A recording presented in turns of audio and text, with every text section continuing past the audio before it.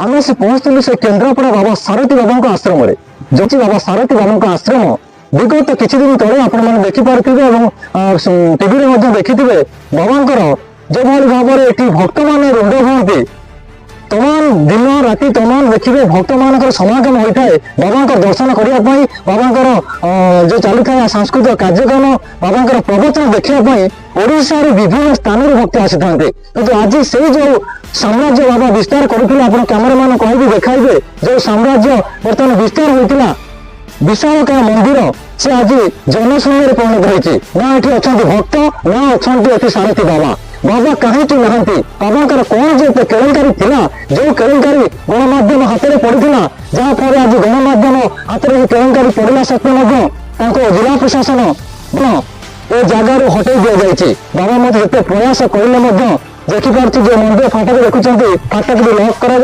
जिला प्रशासन ड्यूट कर पुलिस प्रशासन और भक्त मानकर ये देखा टिके भी किसी ना भक्त सब आसते शारदीय दर्शन करने आज जनशून्य होती बाबा आश्रम तो आसतु आम जीवाई चेष्टा कर भीतर को दृश्य देखापी कि दृश्य देखा संभव हो पार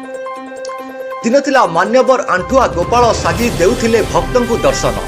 ठीक 6 वर्ष तले धूमधाम रे कंप्यूट थिला केन्द्रापड़ा सारथी बाबा बारीमूल आश्रम प्रवचन शुणा दिन आउ राति जमुथिले हजार हजार भक्तों भिड़ जहाँकि गढ़ी उठिबा भंड बाबा कोटी कोटी टंकार कला साम्राज्य समय क्रमे मिसिला माटी रे बाबा शैतान रूप खोलिला गुमर केतेबेले पादरू महु झराउथिले तो केतेबेले हाथरू विभूति उड़ाउथिबार देखिबाक मिलिथाय ताहा समय चक्र रे अगस्ट 7 2015 मसीह यौन शोषण केलेकारी रे 3 जन महिला आनिले सांघातिक संगीन अभियोग अगस्ट 8 2015 तारीख रे क्राइम ब्रांच स्वतंत्र टीम आश्रम रे पहुंची रात्रि अधरे उठै नेले बाबा सारथी सबु तथ्य पाइला परे बाबा जेल रो चारिकांत भितरे रहिले आत्मघोषित बाबा मान्यवर सारथी